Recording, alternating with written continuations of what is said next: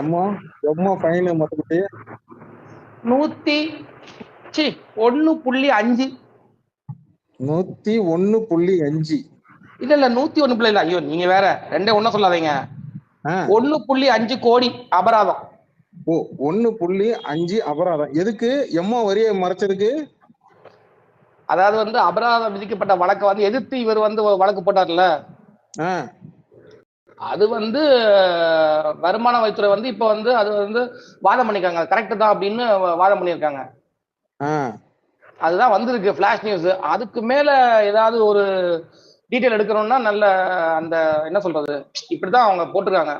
இன்டெப்தா போகணும்னா நம்மளுக்கு அன்னைக்கு சொன்னாரு அந்த பேர் என்ன, அந்த ஒரு சைட் சொன்னாரு டாபிக் மொசகுட்டி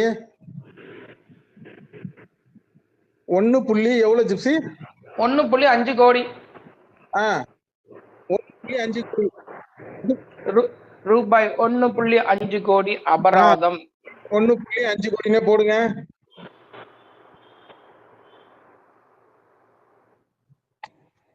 ரூபாய் 1.5 கோடி ஒரு தரம். ரூபாய் 1.5 கோடி 2 தரம். ரூபாய் 1.5 கோடி ஒரு தரம்.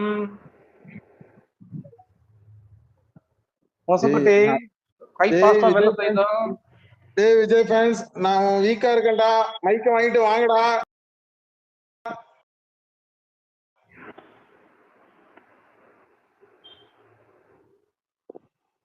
மாத்திட்டேன்.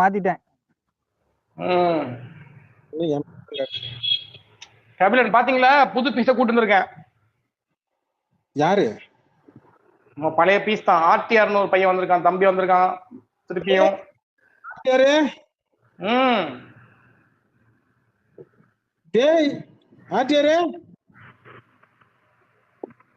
என்ன என் பேச்சு காவிட்டானா?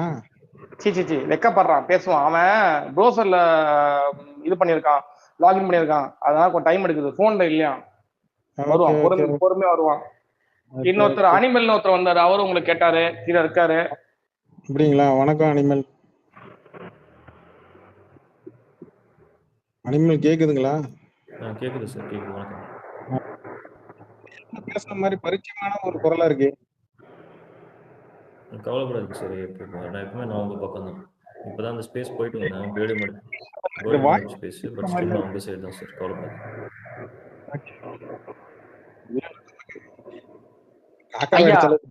சைடு எடுக்காதுங்க ஐயா. நான் எப்பவுமே நம்ம அண்ணன் மாதிரி ஐயா, டிவிக்கே மாதிரி நட்டு சென்டர்லாம் நிப்பேன். இல்ல லாரியில அடிபட்டு சாவேன். அப்படி சொல்லுங்க. கபிலன் சேவ் சைடு தான், பிகாஸ் எங்க கட்சி பிஜேபி ஜெயிக்கணும் அவர் தேவை. சூப்பருங்க. எது? ஒரு நிமிஷம். இது பிஜேபி சிவாப்பா. யோ அனிமல், உனக்கு என்ன பாவம் பண்ண? என் ஸ்பேஸ்ல மட்டும் எப்ப பார்த்தாலும் மொத்தமா ஸ்பேஸ் கூல் சார், கூல். எதுவும் தைரியம் இருக்கும். கீழே பிரச்சனை இருக்கான், ஓவரா பண்றான், நான் பாத்துக்கிறேன். நீங்க பேசுங்க. இப்ப நான் சொன்னது உன் காதலியே இல்ல. உலாவே எல்லா ஸ்பேஸையும் காலி பண்ணிட்டு எப்படியா சந்தோஷமா இருக்க சொல்லியா? பேர்டி மேடம் வந்து என்ன கூப்பிட்டாங்க போன ஸ்பேஸுக்கு. அவங்க வந்து அவர் சொன்னாங்க, நான் வந்து முடியாது, நீங்க வாங்க, அவர் ஃபாலோவர் தான் அதிகம், நீங்க தான் இங்க வரணும்னு அவங்க என்ன கூப்பிட்டு வர சொன்னாங்க. நான் முடியாதுன்னு இதான் நடந்துச்சு. ஊர்ல இருக்கிற எல்லாத்தையுமே கடிச்சிட்டு மத்த ஸ்பேஸ் என் ஸ்பேஸ் நான் அப்படி என்ன ரசிகர்லாம் பிரிஞ்சு இருக்காதுங்க. இந்த நேரத்துல ஒண்ணா அடுத்த வருஷம் எலெக்ஷன் வருது, இத விஜய் ஃபேன்ஸ் வந்து யூஸ் பண்ற போறாங்க. ஊர்ல இருக்கிற ஸ்பேஸ் எல்லாம் போய் கடிச்சிட்டு வரியே, அப்படி என்னையா நான் உனக்கு பாவம் பண்ண? என் ஸ்பேஸ மட்டும் வந்து கடிக்கிற? சரிங்க, நான் கிளம்புறேங்க. இப்ப நான் என்னையா தப்பா கேட்டேன்? என்னமா நீ என்ன விஜய் நான் மைக்கு பிடிச்சி நீட்டு உடனே கண்ணாடியை சாத்துற? சரிங்க, பிரசன்னா இன்னைக்கு ஃபுல்லா ட்வீட் போட்டே இருக்காரு உங்களை பத்தி. அவருக்கு என்ன ரெஸ்பான்ஸ் பண்ணீங்க? கீழே தான் இருக்காரு. அவனை யாரும் கண்டுக்காதீங்க, அட்டென்ஷன் சீக்கிங்க. அவனும் உட்காந்து முக்கால கீழே உட்காந்து அழுகுறான். அட விடுங்கப்பா, விஜய் ஃபேன்ஸ் எல்லாம் ஒன்னா சேர்ந்து நம்மள வந்து போட்டு அடிக்கிறாங்க, என்ன பண்றது?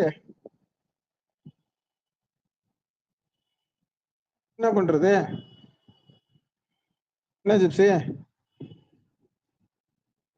ஆமா கபிலம் ப்ரோ, தொடர்ந்து கடிச்சுக்கிட்டே இருக்காங்க. என்னெல்லாம் வச்சு செய்யறாங்க, அப்படி டென்ஷன் ஆகுது சரி, எனக்கு. எனக்கு இப்ப இந்த கேஸ் மறுபடியும் வருது. எனக்கு ஒரு டவுட்டுங்க. 1.5 கோடி யாராவது கொஞ்சம் என்னப்பா அது என்ன படிப்பாங்க அதுக்கு? ஐயோ, ஆடிட்டிங்.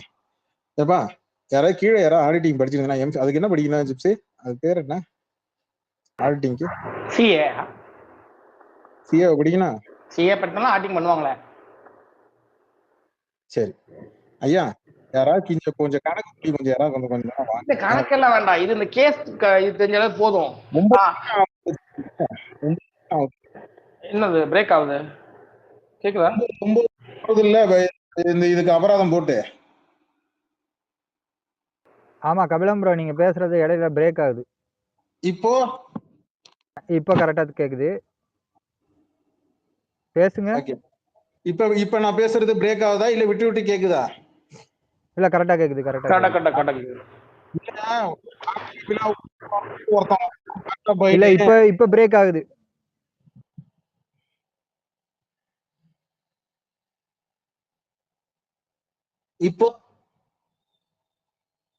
இப்போ பேசுறது கேக்குதா? இப்பயும் பிரேக் ஆகுதா?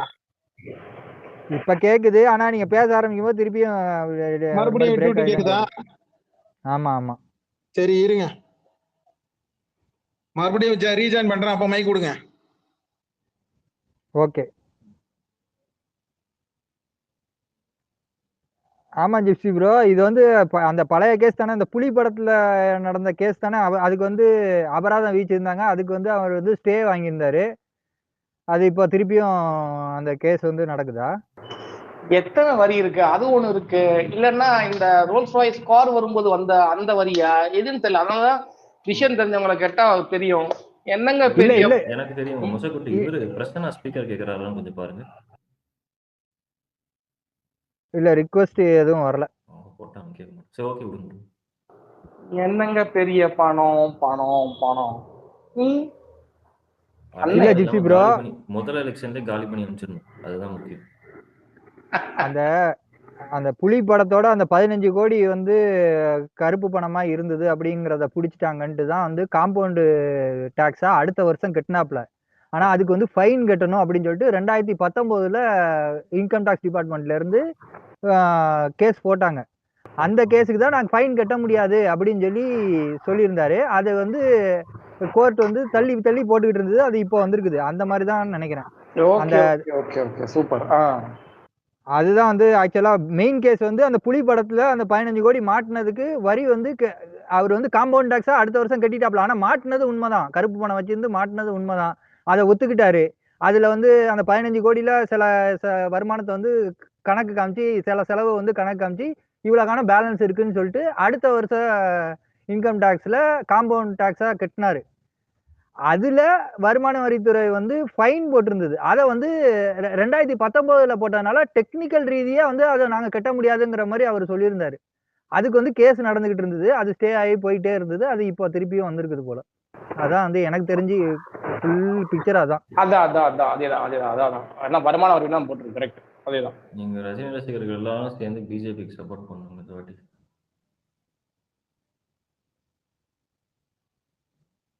ஐயா, நாங்க அண்ணா அடிச்சுட்டு இருக்கோம் பிஸியா. நாங்க என்ன ஏற்கனவே சொல்லியிருக்கோம், ஞாபகம் இருக்கா? யார் அண்ணாவை பிரமாதமா அடிக்கிறாங்களோ, நீங்க ரெகுலரா எங்க ஸ்பேஸ் கேக்குறீங்க கரெக்டா? 1.5 கோடி அபராதம்.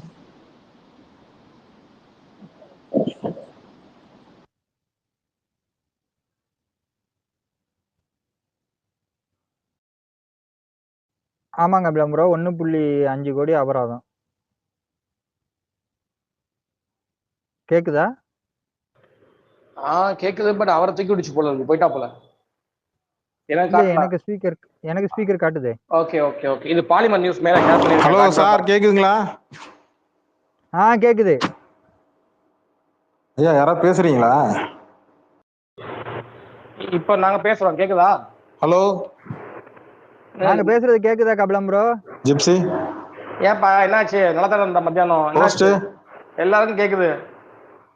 ஹலோ, இருங்க நான் பக் கிளியர் பண்ணிட்டு வரேன். விஜி, யாராவது பேசுறது கேக்குதா? விஜி கேக்குது ப்ரோ. ஹலோ, கேக்குதியா?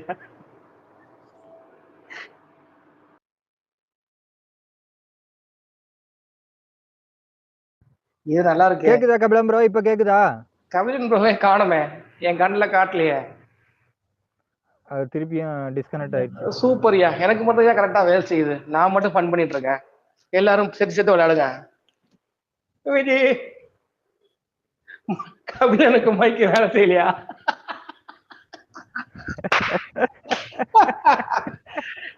மாடம் கெட்டவனே, எங்க கபிலா ஆமா பயப்படா, வாங்க ஹைட்ரேட பத்தி பேசுவோம். இப்ப கேக்குதுங்க. நாங்க கேக்குதுன்னு சொன்னோம், அது உங்களுக்கு கேட்க மாட்டேங்குது. நாங்க என்ன பண்றது? நாங்க பேசுறது கேக்குதா? ஆனா இப்பதாங்க புரியுது ஒரு ஸ்பீக்கரோட கஷ்டம். தெரியுதா? ஒரு நாளைக்கு ஸ்பீக்கரா இருந்து பாருங்க. ஒரு நாள் நின்னு தெரியும் ஸ்பீக்கரை, அப்ப தெரியும் எவ்வளவு புடுங்கல், எவ்வளவு கிடுங்கல், எவ்வளவு பக்கு வெளில தூக்கி போடுது. அப்பதான் தெரியும். உட்கார்ந்து இருக்கிறவன் தான் தெரியும். சரி வாங்க விஜய் சரவர். நம்ம அனிமல் ப்ரோ வந்து ஏதோ கேட்டாப்ல, அதைதான் ஜிப்சி ப்ரோ தெளிவா சொல்லிட்டாரு. தலைவரும் சரி தலையும் சரி எந்த கட்சியும் சாராதவங்க, அவங்க ரசிகர்களை வந்து எந்த கட்சிக்குனாலும் ஓட்டு போடுறதுக்கு சுதந்திரமா விட்டாங்க, அவ்வளவுதான். என் தலைவன் எப்பயோ சொல்றாப்புல, நான் கட்சின்றது ஆரம்பிக்க போறதில்ல, உங்களுக்கு விருப்பமான கட்சியில போய் சேர்ந்துக்கன்னு சொல்லியாச்சு. விருப்பமானவங்க கட்சியில சேரலாம், விருப்பம் இல்லாதவங்க வழக்கம் போல அப்படியே ரஜினி ரசிகனாவே இருந்துக்கலாம், அவ்வளவுதான். ஆனா நீ ஒரு கட்சியில சேர, உன் கட்சி ஒரு குறிப்பிட்ட ஒரு கட்சி ஆதரவு எல்லாம் ஓப்பனா வெளியில சொல்லிங்க, தப்பு கிடையாது, அது தப்பு இல்லை. ஆமா, நான் ஒரு டிவிக்கு ஆதரவாளர், வெளியில் சொல்லிக்க எனக்கு எந்த பயமும் இல்லை. அப்போ 1.25 கோடி பதில் சொல்லுங்க. இப்ப இந்த 1.25 கோடி 9 வருஷம் இன்ட்டு வட்டி போட்டா எவ்வளவு வருது மசகுட்டி? நம்மளுக்கு இந்த கணக்கு தேவையா? கபிலன் ப்ரோ, நமக்கு ஒரு சீக்ரெட் சோர்ஸ்ல இருந்து மேல வந்து ஒரு இது வந்திருக்கு, அதை முழுசா படிங்க, அதுல எல்லா டீடைல்ஸ் இருக்கு. அப்படியா? Super super. அஜித்யன் மியூட் பண்ணி போட்டுக்கோ, காத்தடிக்குது. இப்ப படிப்பா இருப்பாரு. இல்லையே, வேற எங்கேயும் காத்தடிக்குது, கபிலன் தான் அடிக்குது. கபிலன் வருமானத்தை இருங்க, உங்கள் கபிலன் வருமானத்தை மறைத்ததாக 1.50 லட்சம், அதாவது 1,50,00,000 அபராதம் செலுத்த உத்தரவிட்டதை எதிர்த்து விஜய் வழக்கு. கடந்த 2016-17 ஆண்டு நிதியாண்டிற்கான வருமான வரி கணக்கை நடிகை விஜயா டாய் அவனுக்கு தான் ஸ்பெல்லிங் மிஸ்டேக் பண்றானுங்க. நீங்க நடிகை விஜய் நான் அப்படிதாங்க போட்டிருக்கிறான். நடிகை விஜய் தாக்கல் செய்த போது அந்த ஆண்டிற்கான வருமானமாக 35,42,91,890 ரூபாய் பெற்றதாக குறிப்பிட்டிருந்தார். அந்த ஆண்டுக்கான மதிப்பீடு நடவடிக்கையை மேற்கொண்ட வருமான வரித்துறை நடிகர் விஜய் இதுல கரெக்டா போட்டான். நடிகர் விஜய் வீட்டில் கடந்த 2015 ஆண்டு நடத்திய சோதனையில் கைப்பற்றப்பட்ட ஆவணங்களுடன் ஒப்பிட்டு பார்த்து அதன்படி புலிப்படத்திற்கு பெற்ற 15 கோடி ரூபாய் வருமானத்தை கணக்கில் காட்டவில்லை என கண்டறிந்தது. வருமானத்தை மறைத்ததாக 1,50,00,000 ரூபாய் அபராதம் விதித்து கடந்த 2022 ஆண்டு ஜூன் 30 வருமான வரித்துறை உத்தரவு பிறப்பித்தது. தனக்கு அபராதம் விதிக்கப்பட்ட உத்தரவை எதிர்த்து நடிகர் விஜய் தரப்பில் சென்னை உயர்நீதிமன்றத்தில் வழக்கு தொடரப்பட்டது. இந்த வழக்கை விசாரித்த உயர்நீதிமன்றம் வருமான வரித்துறை உத்தரவுக்கு இடைக்கால தடை விதித்தது. ஏற்கனவே உத்தரவிட்டிருந்தது. இந்த நிலையில் விஜய் தாக்கல் செய்திருந்த வழக்கு நீதிபதி சி சரவணன் முன் இன்று மீண்டும் விசாரணைக்கு வந்தது. அப்போது விஜய் தரப்பில் ஆஜரான வழக்கறிஞர் அபராதம் விதித்து 2019 ஜூன் 30 முன்பே உத்தரவு பிறப்பித்திருக்க வேண்டும். என்ன பிறப்புக்கும் வேணும்னு சொல்றேன், பிறப்புக்கும் எல்லா உயிருக்குன்னு வந்துருச்சு டக்குன்னு வாயில, சாரிங்க. ஆனால் காலதாமதமாக இந்த உத்தரவு பிறப்பிக்கப்பட்டுள்ளதால் அதனை ரத்து செய்ய வேண்டும் என தெரிவித்தார். வருமான வரித்துறை சார்பில் ஆஜரான வழக்கறிஞர் வருமான வரி சட்டப்படி நடிகர் விஜய்க்கு அபராதம் விதித்து சரிதான் என தெரிவித்தார். இதையடுத்து இது போன்ற ஒரு வழக்கில் பிறப்பிக்கப்பட்ட உத்தரவின் நகலை தாக்கல் செய்ய விஜய் தரப்புக்கு உத்தரவிட்ட நீதிபதி விசாரணையை அக்டோபர் 10 தள்ளி வைத்தார்.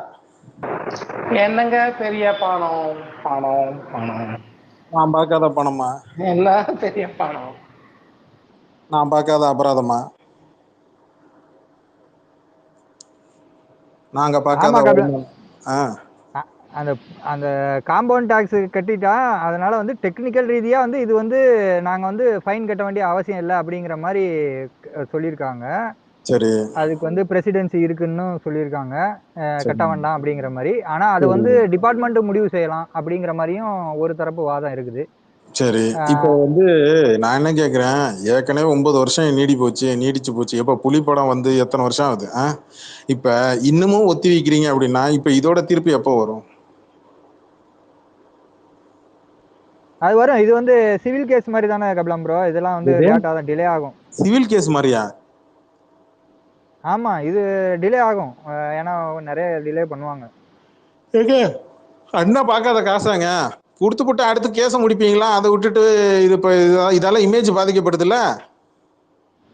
இமேஜ் பாதிக்கப்படுது. ஆனா கொடுத்தாலும் இமேஜ் பாதிக்கப்படும்னு அது ஒரு அது அவனுங்க அனில் குரூப் இருக்குல்ல, அவனுங்கள்ட்ட வந்து இந்த மாதிரி வரி இது அது வந்து ஃபைன் கட்டிட்டாரு அப்படின்னு சொல்லி சொன்னா அவங்க வந்து அதை வந்து ஒரு கட்டத்துக்கு மேல இப்ப நானே கேட்கிறேன், ஒரு கட்டத்துக்கு மேல நீதிமன்றம் கடுப்பாகி நீதிமன்றத்தின் நேரத்தை வீணடித்ததால் கூடுதல் அவதாரம் அந்த மாதிரி ஏதாவது போட்டாங்கன்னா? இல்ல, நீதிபதி நேரத்தை இதுல வீணடிச்சதுன்னு போட முடியாது. ஏன்னா அவனுங்க வந்து ஆஜராகிறாங்கல்ல, வக்கீல் வந்து ஆஜராகிறாப்ல, அதனால வந்து அந்த மாதிரி போட மாட்டாங்கன்னு நினைக்கிறேன். இப்ப என்னதான் சொல்றாங்க, ஒண்ணு இங்க கட்டுவாங்களா, அபராதத்தை கட்டுவாங்களா மாட்டாங்களாமா? அபராதத்தை கட்ட வேண்டாம்னு சொல்றதுக்கும் பிரசிடென்சி இருக்குது. அதை திருப்பியும் வந்து லேட்டா போனாலும் கட்ட வச்சதுக்கும் பிரசிடென்சி இருக்குது. அதனால வந்து ஆத்துல ஒரு கால சேத்துல ஒரு கால, அதானே? அதேதான். கட்சி மாதிரியே திராவிடமும் தமிழ் தேசியமும், கரெக்டா?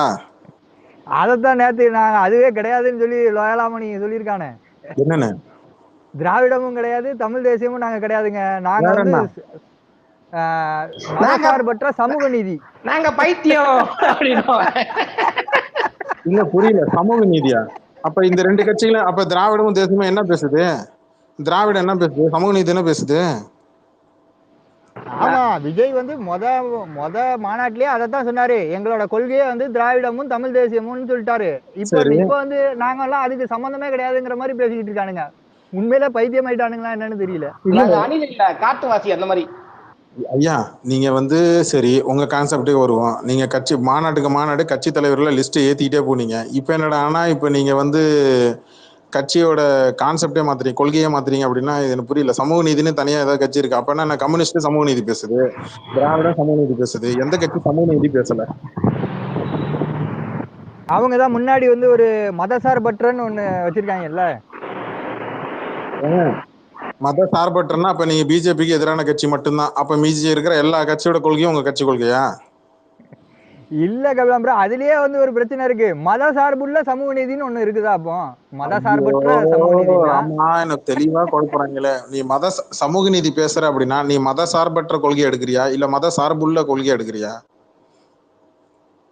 அதைத்தான் அவனுங்க சமூக நீதினு டைரக்டா சொன்னாக்கா மற்ற கட்சிகள்லாம் இருக்கிற மாதிரி இருக்கிறதுனால இவனுங்க வந்து மொத்தமா புதுசா ஒரு முன்னாடி ஒரு அடமொழியை சேர்த்துக்கிட்டானுங்க, மத சார்பற்ற சமூக நீதி அப்படின்ட்டு. சமூக நீதினாலே மத சார்பற்றதுங்கிறது கணக்குல வராதான்னு எனக்கு புரியல. சமூக நீதினாலே மத சார்பற்ற எல்லா சமூகத்துக்கும் ஒரு நீதி, அதுதான் சமூக நீதி. கரெக்டா?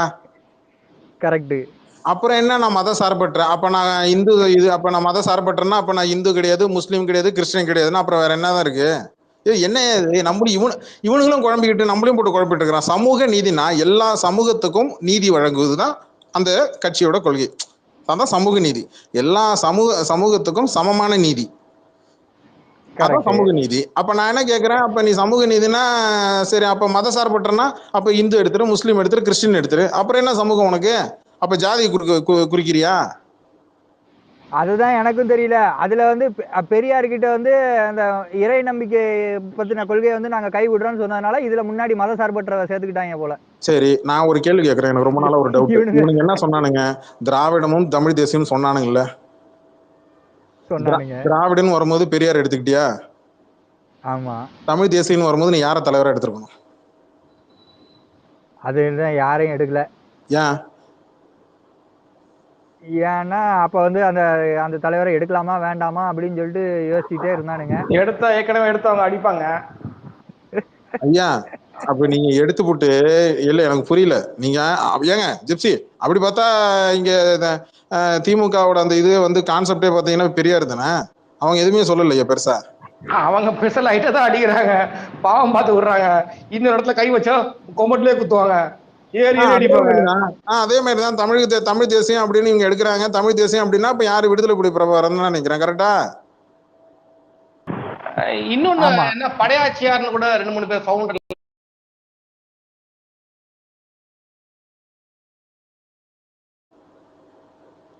ஆதித்தனார். ஆமா, தினத்தந்தி ஓனரா? தந்தி ஓனரா? ஆனா அவர் தந்தி ஓனர் மட்டும் கிடையாது. முதல்ல நாம் தமிழர் அப்படின்ற அந்த கட்சியை முதல்ல அந்த இது வந்து அவர் தான் அந்த இது பண்ணாரு. இல்ல அது பேரு வேறன்னு நினைக்கிறேன் கபிலன் ப்ரோ. ஆதித்தனாரான்னு டவுட்டா இருக்கு. அப்படியா? நான் என்ன கேட்கிறேன், திராவிடம்னு வரும்போது பெரியார் எடுக்கிறீங்களா? அப்ப தமிழ் தேசியம் வரும்போது அதுக்கான தலைவர் இருப்பாங்களா? அதை எடுக்க வேண்டியதுன்னா ஏன் அங்க தயங்குறாங்க? நீங்க நாம் தமிழர் பாஞ்சு கடிச்சிருவாங்க. இல்ல கவனிங்க, இவனுக்கு என்ன எதிர்பார்க்கிறாங்கன்னா திராவிடமும் தமிழ் தேசியமும் சேர்ந்துதான் எங்க தளபதி விஜய் அப்படின்பானுங்க. ஆமா கபிலம் ப்ரோ, அதைத்தான் சொன்னானுங்க. இவ்வளவு நாள் அப்படிதான் சொல்லிட்டு இருந்தானுங்க. நேத்து லயலாமணி வந்து டோட்டலா அது வந்து நாங்க மதிக்கிறோம், நாங்க மதிக்கிறோம், ஆனா எங்களோட கொள்கை வந்து மதசார்பற்ற சமூக நீதினு சொல்லுறாப்ல. எனக்கு அதுல என்ன கணக்குனே புரியல. எனக்கு முதல்ல புரிய வைங்க. அது கொஞ்சம் மைக்கா பண்ணுங்க மசகுட்டி.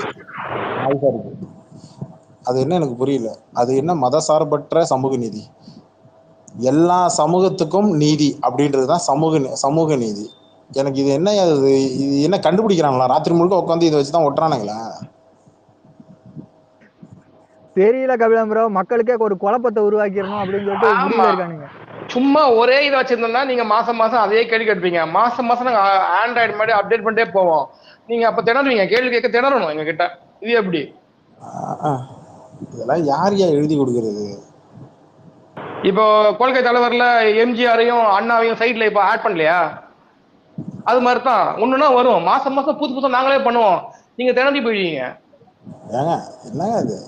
இதெல்லாம் ஒரு தடவை சொல்லிட்டோம்னா அது மைண்ட்ல, இப்ப நீங்க ஒவ்வொன்றும் ஆட் பண்ணிட்டே இருந்தீங்கன்னா மக்கள் மைண்ட்ல எப்படிங்க போய் சேரும், நிக்கும்? எதுக்கு நிக்கணும்? நிக்க வேண்டியதுல திருப்பி வரப்போறாரு. அவருதான் திருப்பி வரப்போறாரு. நீங்க என்னனாலும் பண்ணிட்டு போங்க, நான் கடைசியில இங்க வந்துருவேன். அதுதானே அவரோட கொள்கை. பாத்தீங்களா? கிட்டத்தட்ட 300 கிலோமீட்டர் நட பயணம் பாருங்க எப்படி இருக்கிறாங்க பாருங்க. 300 கிலோமீட்டர் நடந்தே அண்ணனை சிஎமாக்க போறாங்க.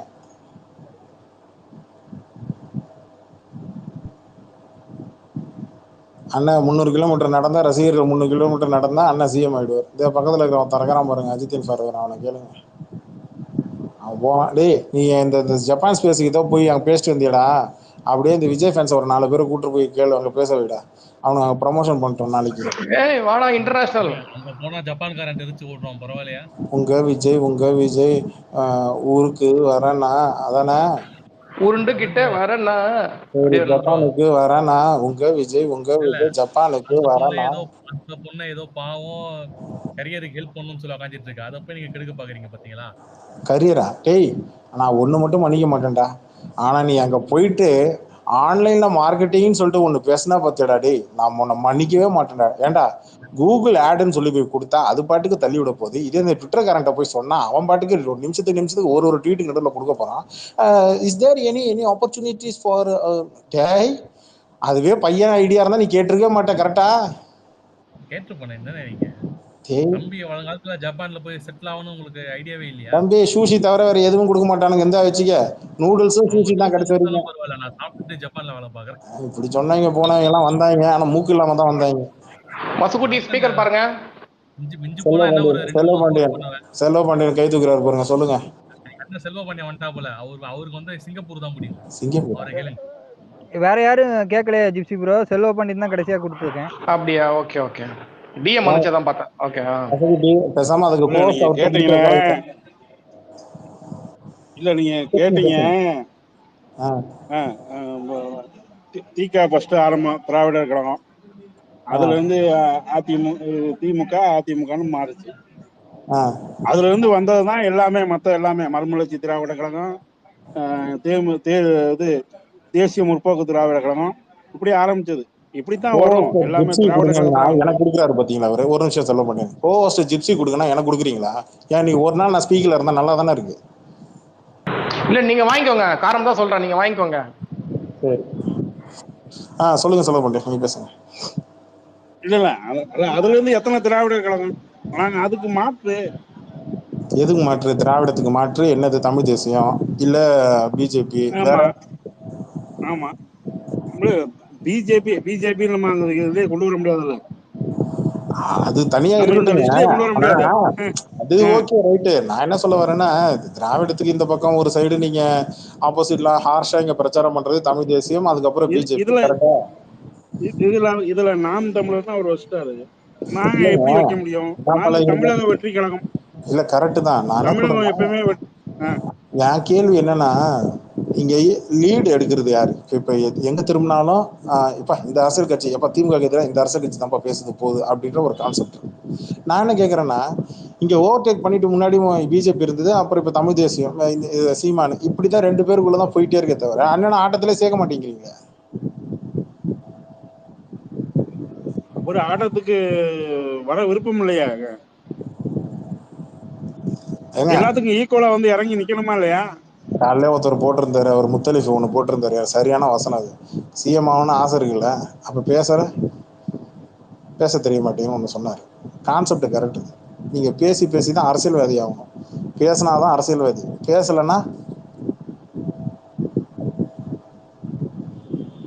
பேசலைன்னா அரசியல்வாதியே கிடையாது.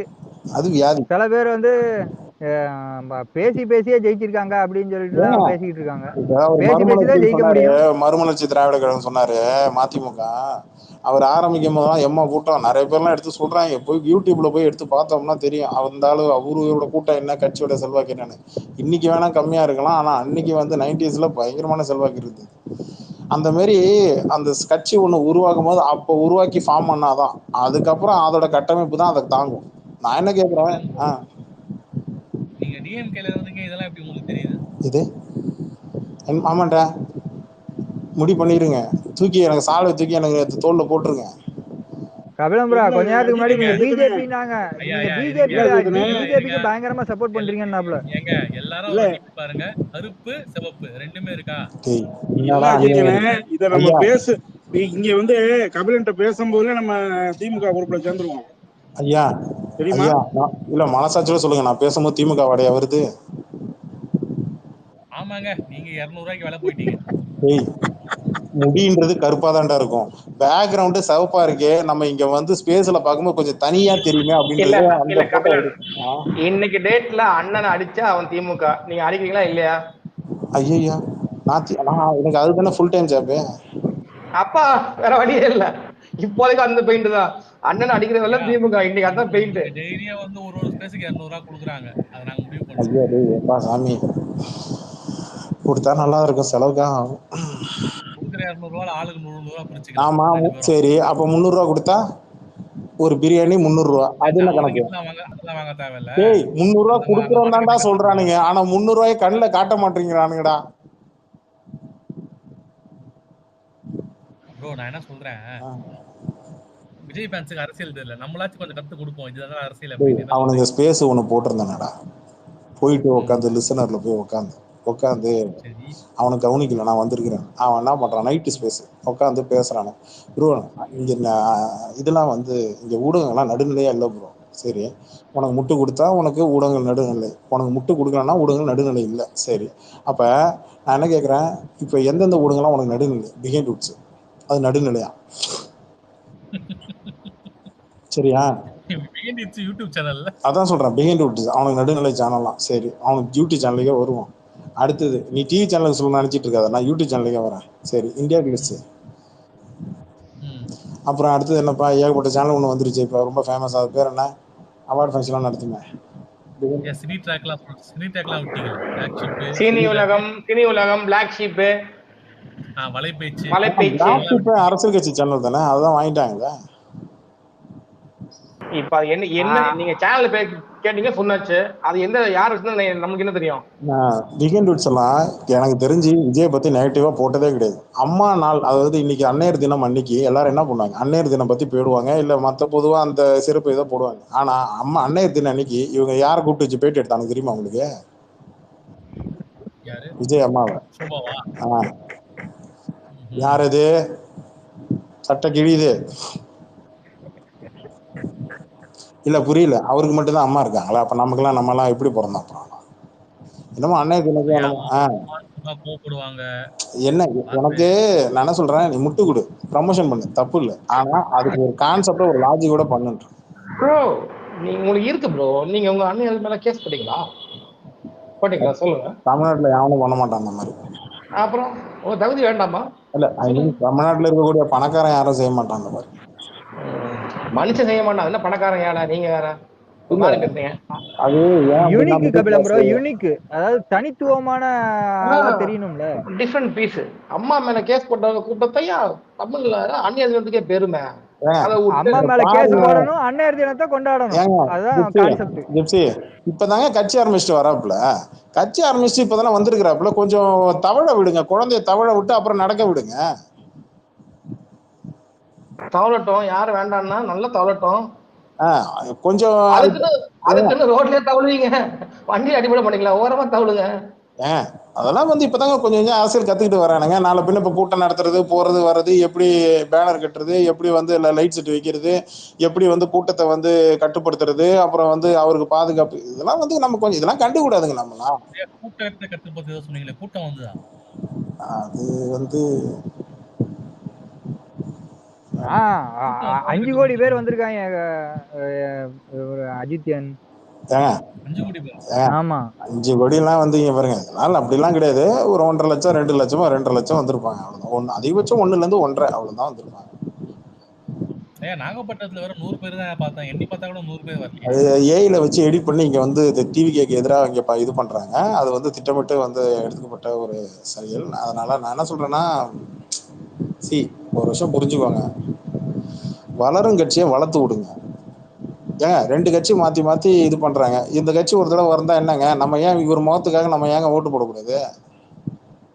சரி கபிலன் ப்ரோ, ஒரு வளரும் கட்சினா ஏங்க அது ஆல்ரெடி வளர்ந்துருச்சுங்க, பெரிய கட்சி. இப்ப உள்ள இவங்க தான் மாசன்றாங்க. அது எதுக்கு நம்ம வளர்க்கணும்? பாவப்பட்ட கட்சி இருக்குது, டிஎம்கே, ஏடிஎம்கே. நேற்று ஒரு ஸ்பேஸ்ல போனேன். என்ன தரமா பேசுறான் ப்ரோ, இந்த தடவை டிவிகே தான் ப்ரோ டிசைடிங் ஃபேக்டர், ஓட்டு டிசைடிங் ஃபேக்டர்.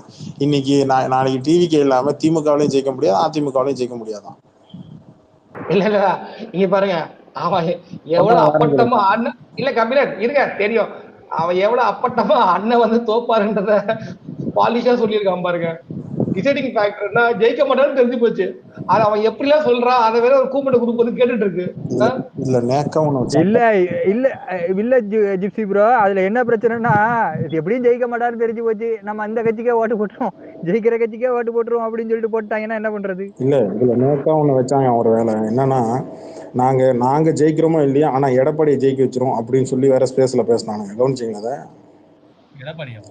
அதிமுக அதுதான் எனக்கும் புரியல. கட்சி ஆரம்பிச்சு இங்க உங்க விஜய் உயிர் என வரனா அப்படின்னு சொல்லி உட்காந்து பாடிவிட்டு, அங்க ஸ்பேஸ்ல பேசும்போது நாங்க ஜெயிக்கிறோமோ தோக்குறோமோ அது வேற விஷயம், ஆனா நாங்க அதிமுகவை ஜெயிக்க வச்சிருவோம் அப்படின்ற மாதிரி பேசுறானுங்களே. எனக்கு புரியல இவனுக்கு என்ன எதிர்பார்க்கறானு. அதிமுக கிட்ட இருந்து கூட்டணி எதிர்பார்க்கணும், அப்ப கூட்டணி வச்சுங்க. இதுல இன்னும் கூட்டணி பேச்சுவார்த்தை இன்னும் ஆரம்பிக்கவே இல்லை. இதான் காமெடியே. அதிமுக பிஜேபியோட கூட்டணியில இருக்கு, இவனும் போறானா அப்ப இவனும் சங்கி தானே. ஏன் சங்கியா இருந்தா என்ன? அது எப்படி ப்ரோ? அவங்க லெஃப்ட் சைடுல இருப்பாங்க, ரைட் சைடுல இருப்பாங்க ப்ரோ. அது எப்படி நீங்க சொல்ல முடியும்?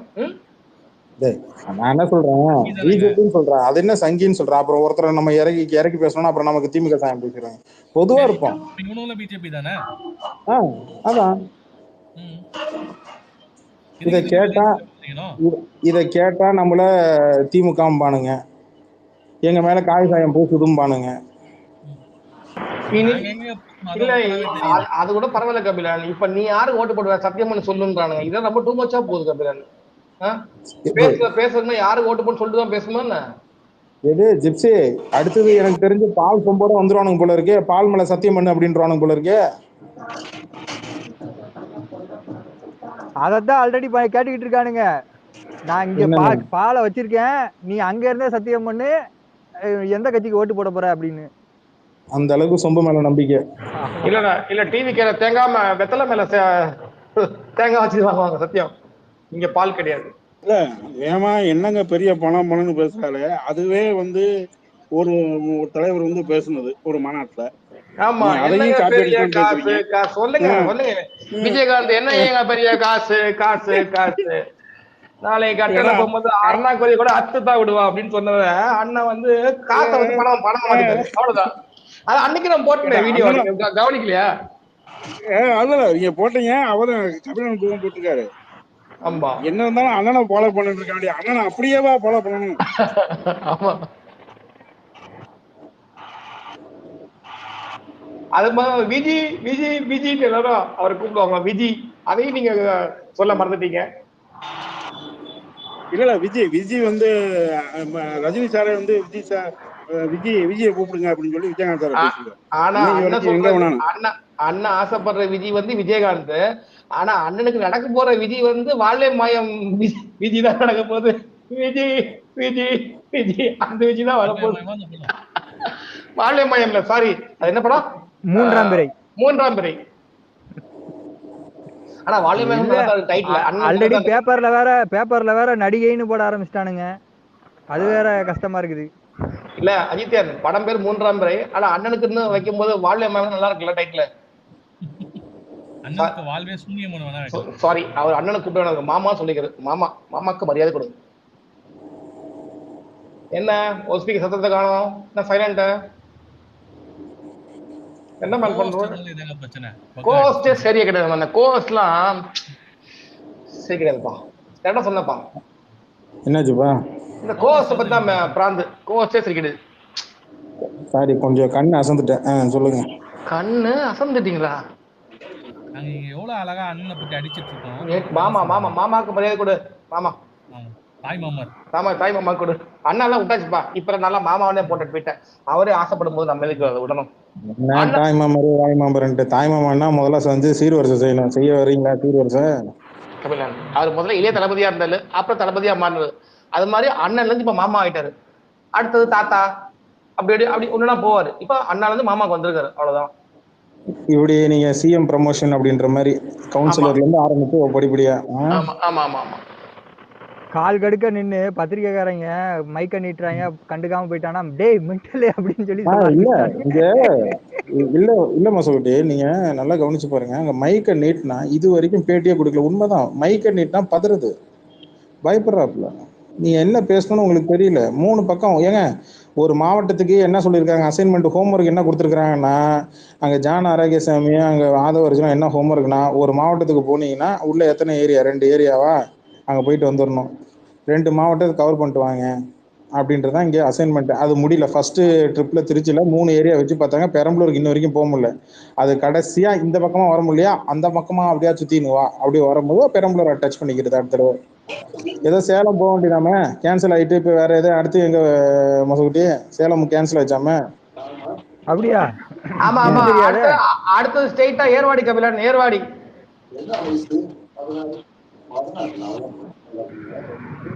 ஐயா கேட்கலங்களா ஐயா? ஐயோ யாரோ பேசிட்டாங்க.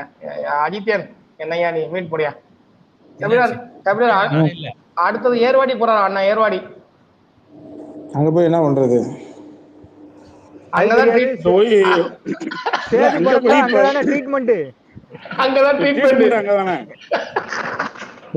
எனக்கு ஒன்னே ஒண்ணுதாங்க புரியல. நீ இவ்வளவு தூரம் போய் உட்காந்து 3 நிமிஷம் பேசுறதுக்காக போற? அந்த பெட்ரோல் டீசல் செலவாகுது, 3 நேரம் அங்க நிக்கிறான் இல்லையா, அவனுக்காவது ஒரு 10 நிமிஷம் பேசிட்டா வர்றது இல்ல? ஒரு பொறுப்பு இருக்கா, ஒரு அக்கறை இருக்கா? அம்மோ தூரம் அங்கேருந்து வரிய. இப்ப நான் இப்ப வரேன், இப்ப அந்த ஒரு ஊருக்கு வரவோன்னு வச்சுக்கலாம், நம்மளாம் இப்ப போறோம் அப்படின்னா, இந்த ஊர் வந்துருக்கிறோம், முதல்ல வந்திருக்கிறோம், அப்படியே சும்மா அந்த பக்கம் போயிட்டு வாக்கியா வரப்பு இல்ல அந்த பக்கம் தெரு கிரு அப்படி சுத்தி பார்த்துட்டு வர்றது விட்டுவிட்டு பூத்து குலுக்கும் இந்த நந்தவனம் அந்த மாதிரியா? உங்களை மாதிரி எங்களை மாதிரி ஆளாதான் பரவாயில்ல, அவனா வீட்டுக்குள்ளேயே வளர்ந்தவன். சும்மா இருக்க மாட்டீங்க நீங்க வேற. நான் என்ன கேக்குறேன், நீங்க ஒரு ஊருக்கு வந்தீங்கன்னா அட்லீஸ்ட் அங்க இருக்கிற 3 நேரம் வெயில இருக்கிறான். சரி, இந்த வெயில் இப்ப ஏதோ மழை கொஞ்சம் அப்பப்ப அடிக்குது, காட்டுது, கம்மியாகுது, சரி ரைட்டு. மழை நாள் நாளைக்கு என்னையா பண்ணுவீங்க? நாளைக்கு மேல வந்து எப்படி நிப்பீங்க பஸ் மேலாம்? அண்ணன் கொடை வச்சுப்பாரு. ஏங்க மழை வர்றதுக்கு காரணமே அண்ணன் தாங்க. ஏங்க மழை வந்து என்ன பண்ணுவீங்க? வெத்தலை தேங்காய், உங்களுக்கு தெரியாதா? ஃபூல் இப்படிலாம் பேசாதீங்க. இது உங்களுக்கு வேற கோவச்சு வேற. வெத்தலையும் மேல தேங்காய் வச்சு சுத்தினா முடிஞ்சு போச்சு. சத்தியம் 20 அடி இல்ல, பஸ் மேல 20 அடி. இல்ல கபிலன், நீங்க சிங்க்ல வர மாட்டீங்க. ஒயிட் பேர் எல்லாமே ரொம்ப கஷ்டமா இருக்கு உங்களுக்கு. நீங்க சிங்க்ல வர மாட்டேன்றீங்க. அவர்தான் ஒயிட் பேர் தானே இப்ப வந்தனே. சொல்லுங்க ஜிப்ஸி. ஆமா கபிலன் ப்ரோ, மழை வரக்கூடாதுன்னா புசியானத்துக்கு கல்யாணம் பண்ணி வைக்கணுமா? இது என்ன புதுசா இருக்கு? யார கல்யாணம் பண்ணி வைக்கணும்? கேட்டா மாதிரி கேள்வி. இப்ப சொல்லியா வாயா மாட்டினா ஹோஸ்ட் கோ ஹோஸ்ட் நிறைய நான் ஸ்பீக்கர்லாம் இருக்கேன். பேசு, இப்ப பேசு அஜித், பேசு. மொசக்குட்டி பேசாம அந்த கோர்ஸ் ஜிப்ஸி கிட்ட கொடுங்களேன், அப்பப்ப கண்ணை கட்டுது. நீங்க தூங்கிடுங்க, ஒன்றும் பிரச்சனை கிடையாது. அப்பப்ப இல்ல எதுவுமே காலை விட மாட்டேங்குது. போடுற கவுண்டர்லாம் வேஸ்ட். போங்க கடையை சாத்திட்டு போங்க, நீங்க போய் படுங்க, தூங்குங்க, ரெஸ்ட் எடுங்க. இல்ல பேசுங்க. எப்பா எனக்கு இங்க பேட்டரி லோ, நான் சார்ஜ் போடுவேன், அதனால அது கொடுக்க சொன்னேன் முதல்ல. ஓகே நானே மேனேஜ் பண்ணிக்கிறேன். பண்ணுங்க. அவரே மேனேஜ் பண்ணிக்கிறா புத்தியானத. கபிலம் ப்ரோ, மேரேஜ் இல்ல, மேனேஜ்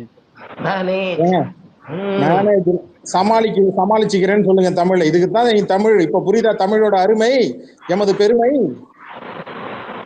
அது ரைட்டு தான் கபிலம் ப்ரோ, அதான் வார்த்தை டக்குன்னு வர மாட்டேங்குது இல்ல. அதான் இங்கிலீஷ்லாம் அடிக்கடி பேசிக்கிட்டே இருக்கணும்.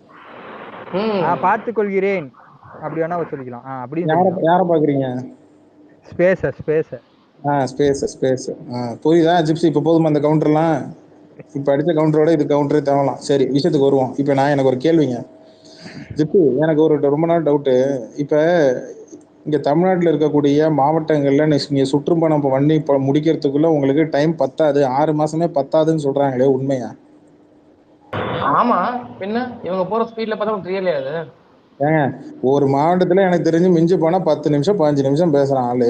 எப்ப இருந்தாலும் நீங்க எடுத்து போட்டு நீங்க கணக்கு போட்டு பாருங்களா. இது வரைக்கும் அன்னைக்கு போட்டாங்க, இது வரைக்குமே 1 மணி நேரம் 44 நிமிஷம் தான் பேசிருக்கிறாப்புல. இல்ல தலைவா, இப்பதான் நான் பேசணும்னு நினைக்கிறேன். மதுரைக்கு வந்தார்ல எல்லா தலைவரும் வந்து இதுல கொஞ்சம் அது உங்க மொசக்குட்டி மைக் ஆஃப் பண்ணிக்கோங்க. பேசுங்க. எல்லா தலைவரும் வந்து இங்க என்ன பேசுவாங்க? நான் வந்து மதுரை அழகர் கோயில் வந்திருக்கோம். பத்தாவதுக்கு இங்க வந்துட்டு என்னென்ன பிரச்சனைகள் இருக்கு, வைகை ஆறு சுத்தம் பண்ணணும் அப்படின்லாம் வந்து மென்ஷன் பண்ணிருக்காங்க. ஏன்னா வைகை ஆறு வருது, தண்ணியெல்லாம் வருது. ஐயா தயவு செஞ்சு எடுத்துலாம் கொடுக்காதீங்க. நான் போன தடவை சொன்னேன், நம்ம ஸ்பேஸ கேக்குறாங்க, இங்க இருந்து பாயிண்ட் எடுக்கிறாங்க. தயவு செஞ்சு நம்ம எடுத்து கொடுக்க வேணாம். அப்புறம் நம்மளே அரசியல் கத்து கொடுக்குறோம்னு நம்ம மேல இல்ல கபிலன், இந்த பாயிண்ட் எடுத்தே கொடுப்போம், பேசட்டும். என்னன்னா நம்மளுக்கு முக்கியமான பிரச்சனையே காவிரி பிரச்சனை தான். அதை பத்தி அண்ணன் ஏன் பேச மாட்டேங்கிறாரு? நீ வந்து